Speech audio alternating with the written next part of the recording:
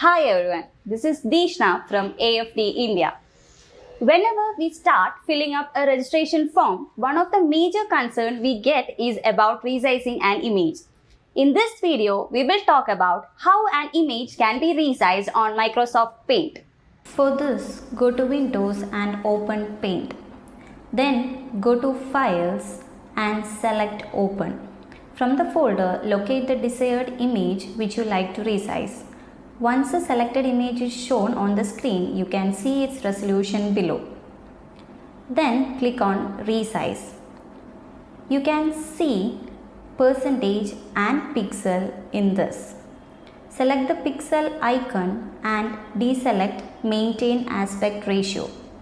Then type the horizontal and vertical ratio.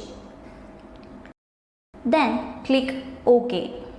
Finally, go to Files and click on Save As and save it on the desktop with a desired file name and click on Save. So, I hope this video will help you in resizing the image and make your next application process much easier.